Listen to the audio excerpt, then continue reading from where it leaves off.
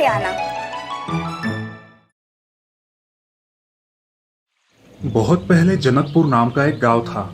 उस गांव में लोग बारिश पर ही निर्भर थे। समय पर बारिश नहीं होती तो बेचारों के खेत सूख जाते और किसानों को बहुत नुकसान होता। उस गांव में दो झील पास पास ही थी।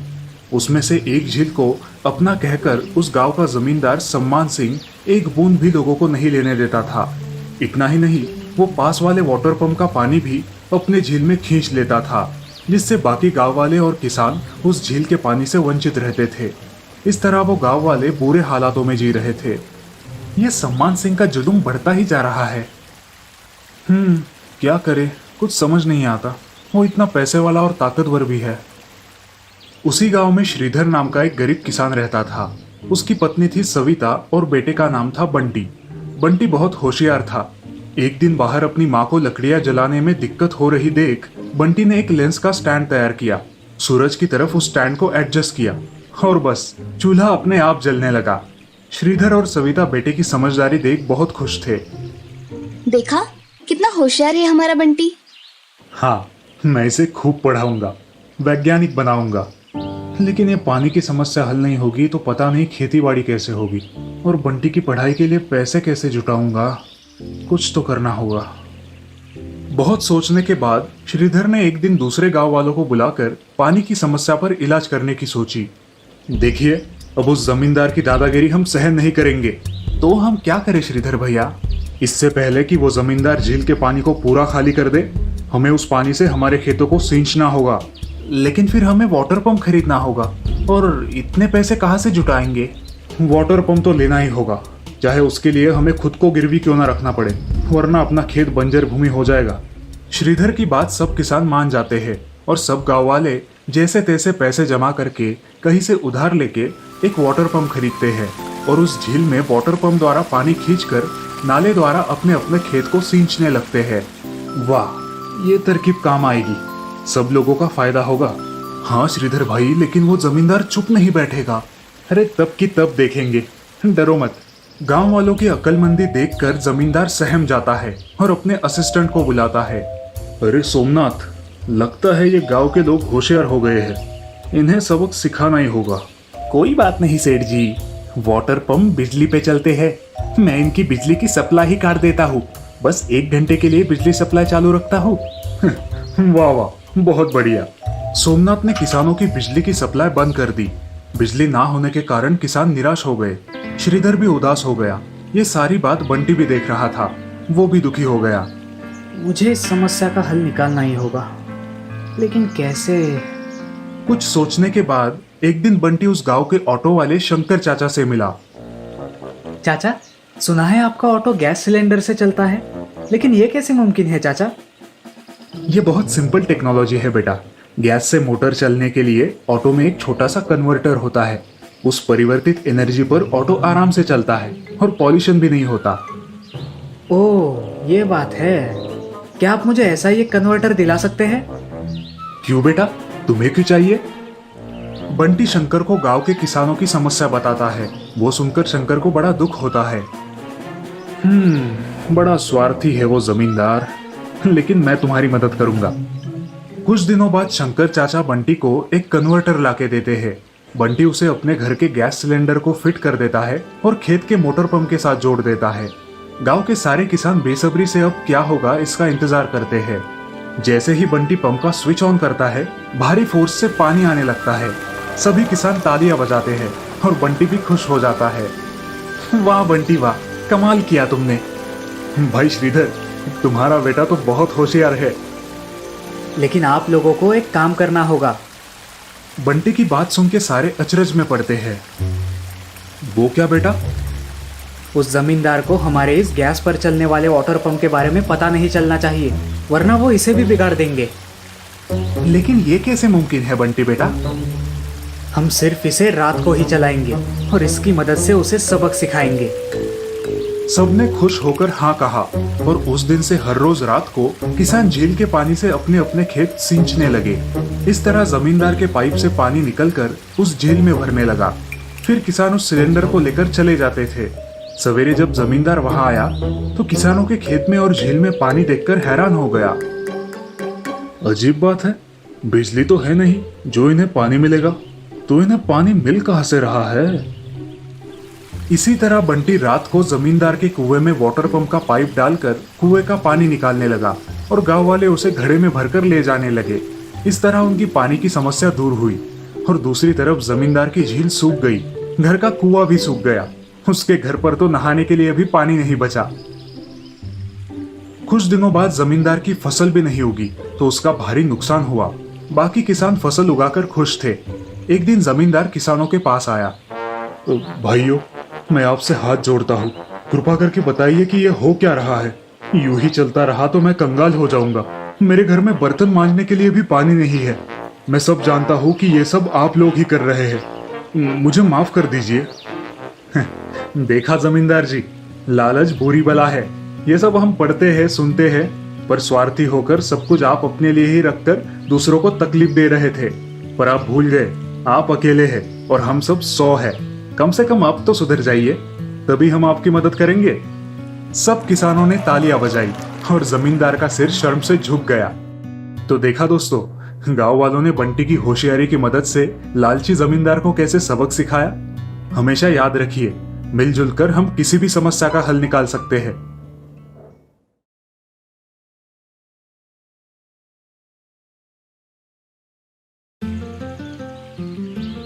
मुकेश गोलेवाला श्रीरामपुर में सबका चहीता था। बच्चे, बूढ़े, जवान सभी उसके आने का इंतजार किया करते थे। माँ, मुकेश काका कब आएंगे? अभी समय है, आ जाएंगे। और जैसे ही मुकेश गांव आता तो सारे बच्चे उसकी ओर भागने लगते। मुझे लाल गोला चाहिए। मुझे पीला। मुझे हरा। काका, मुझे लाल और हरा दोनों चाहिए। अभी देता हूँ, ये लो। मुकेश हंसते खेलते सभी बच्चों को गोले खिलाया करता था। रोज सुबह मुकेश आइस फैक्ट्री जाता था। अरे लल्लन भैया, आज मुझे अपना वही फिल्टर किए हुए पानी वाला 10 किलो बर्फ दे दो।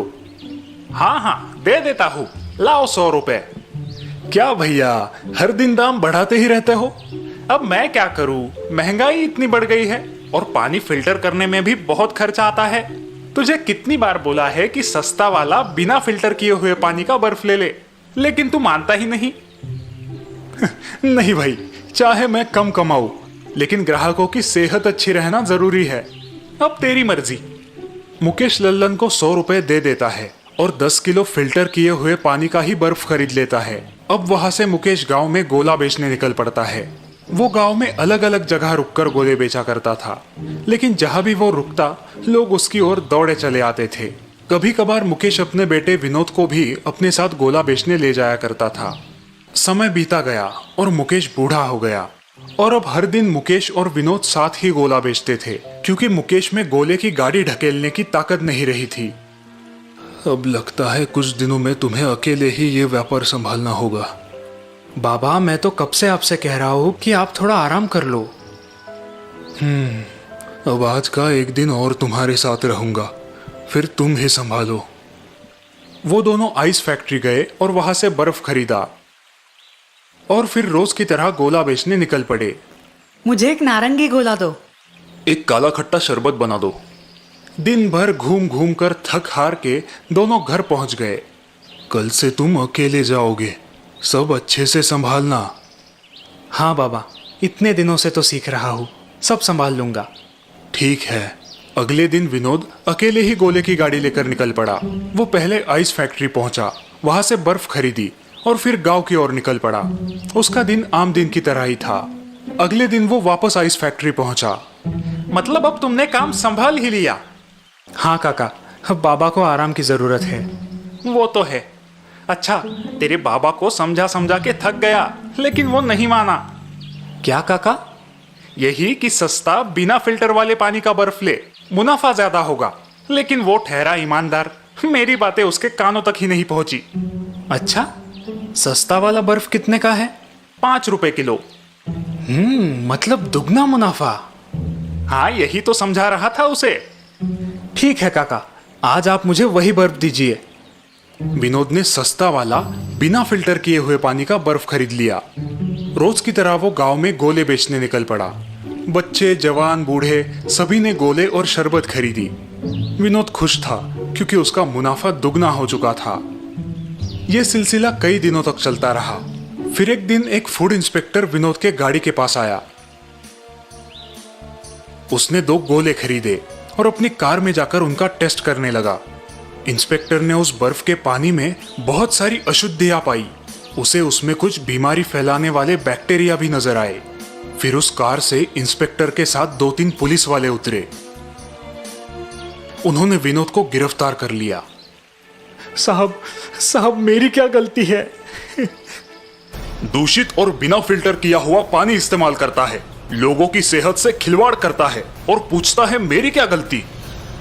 पुलिस वालों ने विनोद को जेल में डाल दिया और वो फूट फूट कर रोने लगा। विनोद को समझ आ गया था कि क्यों उसके बाबा महंगा और फिल्टर किए हुए पानी का ही बर्फ खरीदते थे। दुगने मुनाफे के लालच में उसे सजा हो गई। इसीलिए लालच से दूर रहना ही भला है।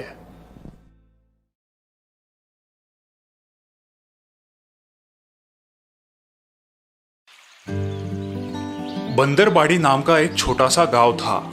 गांव में ज्यादातर लोग किसान ही थे जो खेतीबाड़ी करके अपना गुजारा किया करते थे। गांव वैसे तो बड़ा ही शांत और सुंदर था और गांव के लोग भी अपना काम पूरी ईमानदारी के साथ किया करते थे। उस गांव में सिर्फ एक ही समस्या थी। गांव में बंदरों की टोलियां बहुत ही ज्यादा उद्यम मचाया करती थी। गांव वाले इन बंदरों से बड़े परेशान हो गए थे। वो दिन भर गांव में यहाँ वहां उछलते कूदते रहते, कभी किसी के घरों में घुस जाते और वहां की चीजें उलट पुलट कर रख देते। दिन भर गांव में इन बंदरों की टोलियां घूमती रहती। इतना ही नहीं, रात को भी ये बंदर चीखते चिल्लाते और घरों की छतों पर लंबी लंबी छलांगे लगाया करते। गांव वालों की तो नींद ही हराम हो गई थी। एक दिन उस गांव में एक सौदागर आया। यह सौदागर खुद को बंदरों का सौदागर कहा करता था। आते ही उसने गांव में एक ऐलान कर दिया, सुनिए गांव वालों, मैं एक सौदागर हूं, बंदरों का सौदागर। मैं आप लोगों से एक सौदा करना चाहता हूं। मुझे यकीन है कि यह सौदा आप सबके लिए फायदेमंद साबित होगा। कैसा सौदा भाई, जरा खुल के बताओ। हाँ बताता हूँ जी। मैंने देखा है कि इस गांव में बंदरों ने बड़ा उद्यम मचाया है। इस बारे में मैं आपकी मदद कर सकता हूँ। नेकी और पूछ पूछ, हमें सौदा मंजूर है। अरे भाई, पहले उसकी पूरी बात तो सुन लो। बिल्कुल ठीक कहा आपने। तो सौदा ये होगा कि आप लोग बंदरों को पकड़ के मुझे लाके दोगे और मैं हर एक बंदर के पीछे आपको 10 रुपए दे दिया करूंगा। बंदरों को पकड़ने के 10 रुपए? अरे वाह, ये तो बड़ी अच्छी बात है। कहा था ना मैंने कि यह सौदा आपके लिए फायदेमंद साबित होगा। आपको पैसे भी मिलेंगे और इस गांव में बंदरों ने जो उद्यम मचाया है वो भी कम हो जाएगा। और फिर क्या, दूसरे ही दिन से सारे गांव वाले हाथ धो के बंदरों के पीछे पड़ गए। अपना काम धाम छोड़ के वे सब अब बंदरों को पकड़ने का काम करने लगे। सबको 10 रुपए जो कमाने थे। धीरे धीरे गांव में बंदरों की संख्या कम होने लगी और गांव वालों को बंदरों को पकड़ना मुश्किल होने लगा। बंदरों की संख्या घटते ही गांव वालों का उत्साह भी कम होने लगा। लेकिन सौदागर ने अब फिर एक नया ऐलान किया। वो हर एक बंदर के पीछे गांव वालों को 20 रुपए देने के लिए तैयार था। फिर क्या, गांव वालों का उत्साह फिर से बढ़ गया। वो बंदरों को चुन चुन के पकड़ने लगे। उन्हें 20 रुपए जो मिल रहे थे। लेकिन आखिरकार गांव के सारे बंदर अब पकड़े जा चुके थे। गांव में एक भी बंदर अब ढूंढने से भी ना मिलता था। तभी सौदागर ने फिर से एक नया ऐलान किया। वो अब गांव वालों को हर एक बंदर के पीछे 30 रुपए देने के लिए तैयार था। अब गांव वाले 30 रुपए की लालच में आकर जंगल में जाकर बंदरों को पकड़ने लगे। लेकिन थोड़े ही दिनों में जंगल के बंदर भी साफ हो गए। सौदागर ने अपना दाम फिर से बढ़ाया। वो अब हर एक बंदर के पीछे 50 रुपए देने के लिए तैयार था। सौदागर ने अपना कारोबार अपने एक दोस्त के हाथों में सौंपा और वो खुद कुछ दिनों के लिए दूसरे गांव व्यापार के लिए चला गया। यहाँ पर गांव वाले बड़े परेशान हो गए थे कि आखिर वो बंदर पकड़ के लाए तो लाए कहां से। हर एक बंदर के पीछे 50 रुपए, ये एक भारी कीमत थी। वे सब इस बात पर सोच ही रहे थे कि उस सौदागर के दोस्त ने गांव वालों के सामने एक बड़ा ही अजीब प्रस्ताव रखा। सुनिए गांव वालों, आप सभी मुझसे 40 रुपए में बंदर खरीद लीजिए और सौदागर के लौटते ही उसे वही बंदर 50 रुपए में बेच दीजिए। इससे आपका फायदा भी होगा और आपको बंदरों को पकड़ने की झिकझिक भी नहीं करनी पड़ेगी। क्यों, ठीक कह रहा हूं ना? ये सौदा अजीब तो था, लेकिन फायदेमंद था। सभी गांव वाले अब बंदरों को खरीदने के लिए दौड़ पड़े। सभी लोग ज्यादा से ज्यादा बंदर खरीदना चाहते थे ताकि आगे जाके उन्हें ज्यादा मुनाफा मिले। बंदरों के खरीदने की बोली पर अब गांव में झगड़े भी होने लगे। बंदरबाड़ी का वातावरण अब ईर्ष्या और झगड़े से प्रदूषित हो गया था। जल्द ही वो सारे बंदर लोगों ने खरीद लिए और वे सौदागर के लौटने का इंतजार करने लगे। उसी रात सौदागर के दोस्त ने अपना सारा सामान समेट लिया और वो उस गांव को छोड़ के चला गया। उस दिन के बाद ना ही वो सौदागर उस गांव में लौट के आया और ना ही उसका वो दोस्त।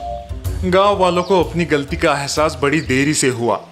सौदागर और उसके दोस्त ने मिलके बंदरबाड़ी के गांव वालों को चूना लगाया था। उन दोनों ने बड़ी चालाकी से वही बंदर गांव वालों को बेच दिए थे जिनसे वे छुटकारा पाना चाहते थे। बंदरबाड़ी में अब लोग कम और बंदर ज्यादा दिखाई देते थे। आखिर यूं ही उस गांव का नाम बंदरबाड़ी थोड़ी ही ना पड़ा है। पता नहीं वो सौदागर और उसका दोस्त अब कहां पर है। बंदरबाड़ी के लोग उन्हें आज भी ढूंढ रहे हैं। कहीं आपको नजर आए तो बताइएगा जरूर।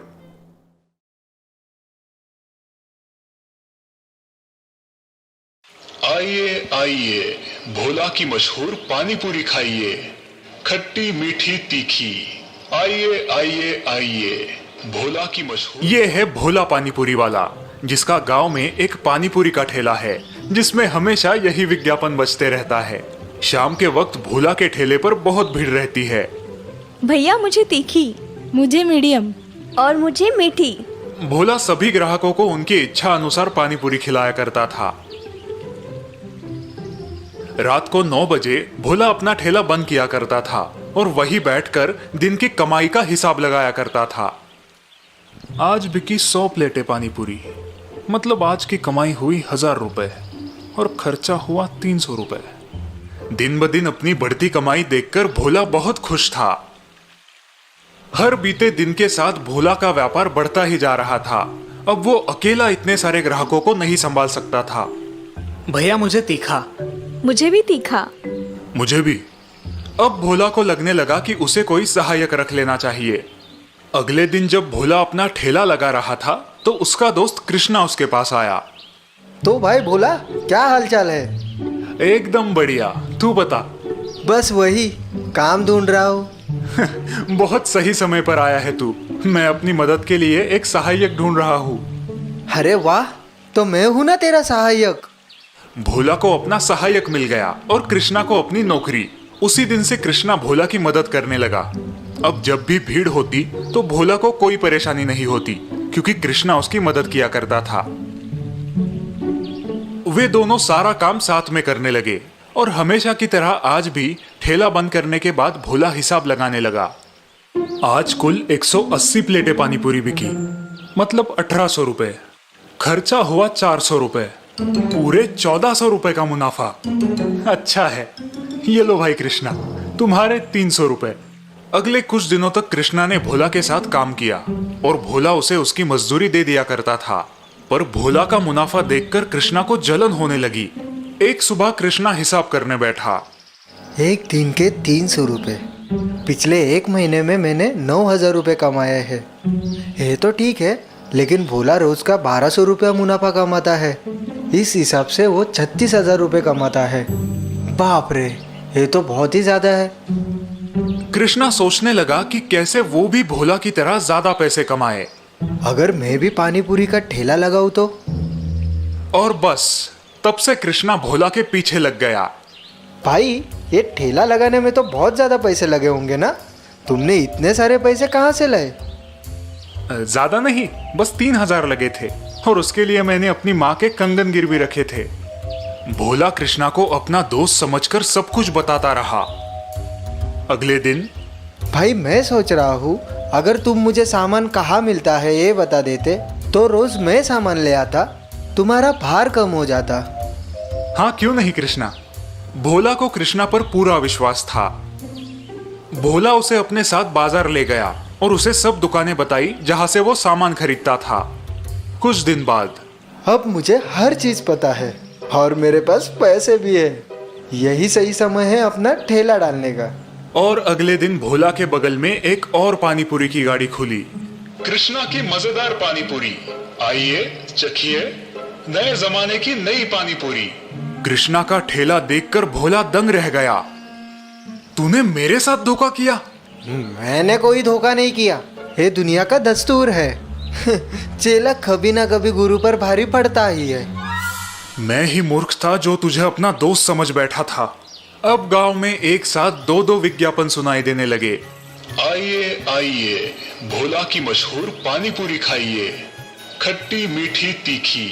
आइए आइए आइए कृष्णा की मजेदार पानी पूरी, आइए चखिए नए जमाने की नई पानी पूरी। और इस वजह से भोला के ग्राहक भी कम हो गए। उसके आधे ग्राहक कृष्णा के ठेले पर जाने लगे। मुझे तीखी चाहिए। इतनी बस या और तीखी? और बेचारा भोला ऐसी परिस्थिति में था कि वो कुछ नहीं कर सकता था, क्योंकि भोला ने खुद आस्तीन में सांप पाला था।